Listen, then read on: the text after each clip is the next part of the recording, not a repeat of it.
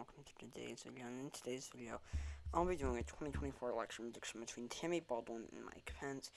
I did get my second COVID shot recently, and I am feeling sort of out of it, so I'm going to try to make this prediction fairly quick.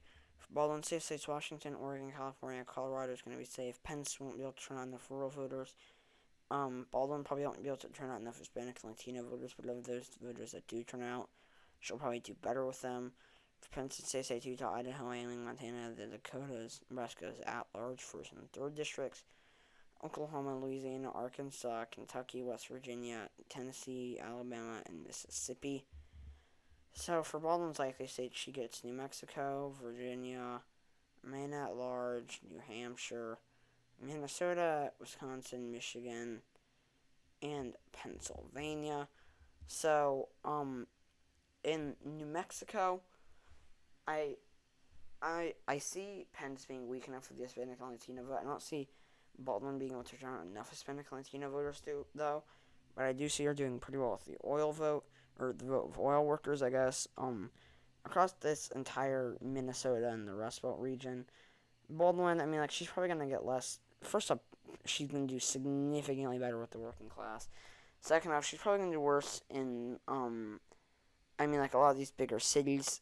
Actually, well, it depends. Looking at 20, 2018, she actually did better in urban areas than Biden. She carried the urban vote by 55%, as opposed to only 39 by Biden. However, she did better, or she did worse with the black vote. So it stands to reason um that she probably did better with the urban white vote.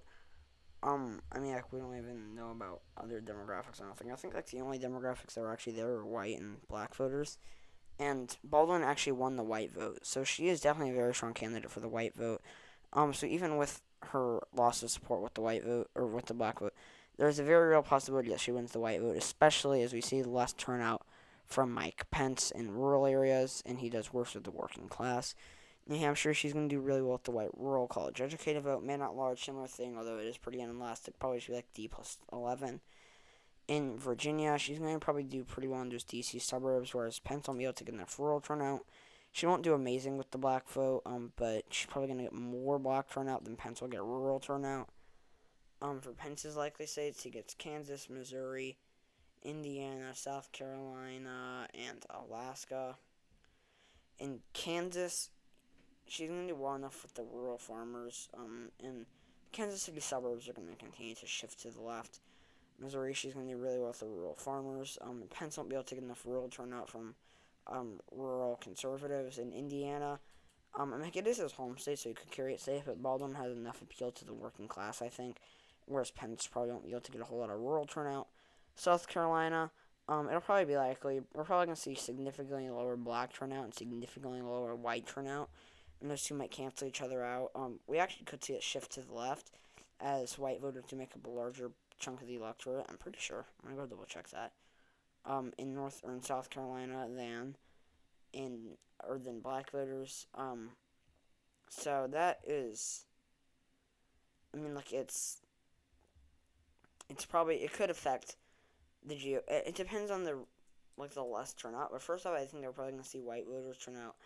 Or the rate that white voters don't turn out being higher than the rate that black voters don't turn out. If that makes sense, we're gonna see more white voters not turning out than black voters.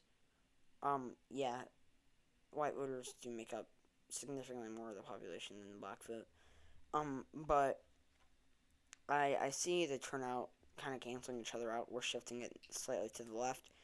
In Alaska, we're going to probably see higher Native American turnout, just as they begin to turn out at higher rates. We're also going to see Baldwin do better with oil workers. For Baldwin's lane state, she gets Nevada, Iowa, Nebraska second, Ohio, Maine second, and that is it.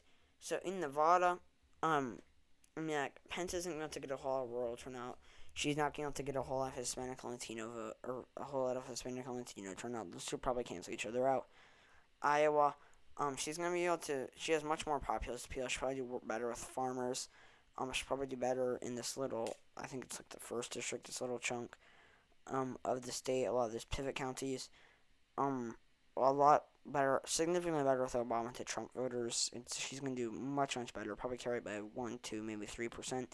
Very similar thing in Ohio. She has a lot of appeal to the working class, um, which is going to help her, and she also has pretty solid appeal to the to white voters in general.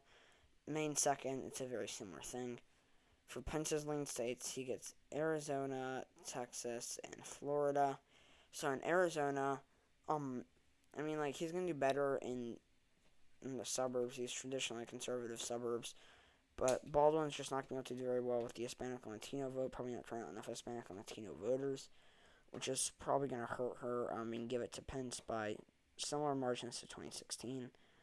And by that I mean like 1, 2% ish. I think that was the margin. Wasn't it like 2.3 or something in 2016? 3.5. Probably narrower than that then. Probably like 1, 2%. Texas, she's not going to do great with the Hispanic and Latino vote. Pence is going to be really weak with the rural vote, and the suburbs are probably going to continue to shift it to the left. Florida, if she weren't so weak with Hispanic and Latino voters, this could be tilt Pence or tilt Baldwin even. But Baldwin's too weak with the Hispanic and Latino vote. Pence is going to have enough appeal to older white voters and do well enough in the suburbs to keep it. Now these final two states, two Sunbelt states, two southern states, Baldwin will get Georgia narrowly. Pence will get North Carolina narrowly. So in Georgia, yes, Baldwin's not going to have a whole lot of black turnout, but Pence is also not going to get a lot of white rural turnout, which is going to hurt him. Yes, I think that the Atlanta suburbs are going to continue to shift it to the left. I don't see Pence having hardly any support in the Atlanta suburbs, especially as they continue to diversify. It's going to probably hurt him in those suburbs, even if Baldwin does get less turnout. He's also probably going to get less rural turnout. Those two are probably going to cancel out each other, especially as the suburbs continue to shift. In North Carolina, she has enough appeal to the rural vote and enough appeal to the working class. Also, that's another thing in Georgia. She did pretty well with white voters in Wisconsin. In North Carolina, once again, Pence won't be able to turn out enough rural voters. She's going to do well enough with the working class, probably do well enough with rural voters. I still don't see her doing very well with the black vote and doing very well in the Charlotte area. And since it does have this Republican lean, and those two will probably cancel each other out, I'm going to say it's probably going to shift to the left, but probably still go to Pence. So, yeah, thank you guys so much for watching this video. If you enjoyed it, please leave a like below. Stay tuned for my next video tomorrow. Subscribe to the channel if you haven't already. And I'll see you all tomorrow. Bye.